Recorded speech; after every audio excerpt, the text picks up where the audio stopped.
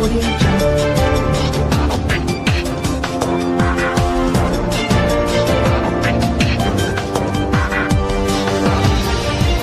Audio Jungle.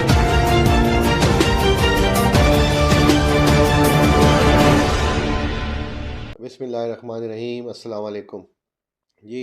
एक COPD का आलमी दिन मनाया जाता है 15 नवंबर को, और वो बिल्कुल नज़दीक है। उस हवाले से पैगाम है कि एक तो अवेयरनेस पैदा करना बहुत ज़रूरी है अमंग डॉक्टर्स, पैरामेडिक्स, नर्सेज कि दमा तो सब जानते हैं किसी हद तक। COPD के बारे में इतनी अवेयरनेस नहीं है।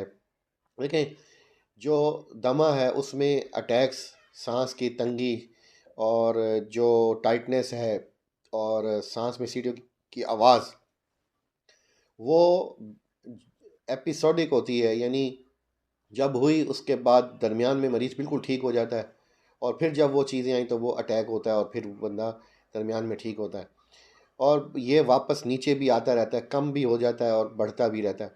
जो COPD है उसकी अलामतें तो यही, और जब परमानेंट रुकावट हो जाती है तो वो अलामात सुबह से, चाहे शाम हो, चाहे सुबह हो, चाहे दिन हो, चाहे रात हो, वो एक तरह की रहती हैं, और वो बीमारी वापस पीछे नहीं आती एक दफ़ा जब शुरू हो जाए।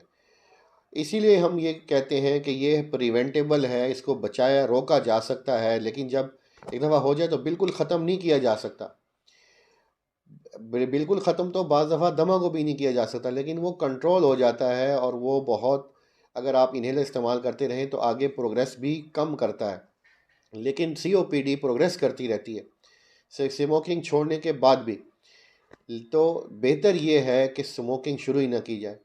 इसके लिए हमारा जो अब स्ट्रेटजी है, पैगाम है, वो ये कि स्कूल और कॉलेजेस में हम इसकी अवेयरनेस पैदा करें, ताकि छोड़ना बहुत मुश्किल है, गो के बहुत नामुमकिन नहीं है, और साइकोलॉजिकल डिपेंडेंस है, फ़िज़िकल बहुत ज़्यादा नहीं है, बाद में फ़िज़िकल भी हो जाती है। लेकिन लोग बाज़ बाज़ दफ़ा छोड़ने के बाद फिर शुरू कर देते हैं। वो छोड़ने के तरीके भी हम बताते हैं, और हमारे पास इंतज़ाम भी है, और अगर बंदा कमिटेड हो तो ईज़ी भी है। लेकिन बेहतर यह है कि वो शुरू ही ना करें नौजवान, क्योंकि स्मोकिंग एक ऐसी चीज़ है जो एक गेटवे है towards other type of addiction, towards other नशा, जैसे कि आइस नशा है, या चर्च का नशा है, या जो और डिफरेंट। तो जब बुनियादी नहीं होगी उनको प्रॉब्लम, जब वो बुनियादी तौर पे स्मोकर नहीं होंगे, तो वो आगे नशे की तरफ भी उम्मीद है कि नहीं सोचेंगे। जिस चीज़ से लोग डराते हैं पढ़ाई में कि जी टेंशन, सख्त काम, तो ये बता दूं कि स्मोकिंग और नशा ये सख्त काम करने का आदी नहीं बनाता इंसान को। वक्ती तौर पे अगर जिस्म को ज़बरदस्ती एक्टिव करके काम कर लिया जाए तो उसका नुकसान होगा।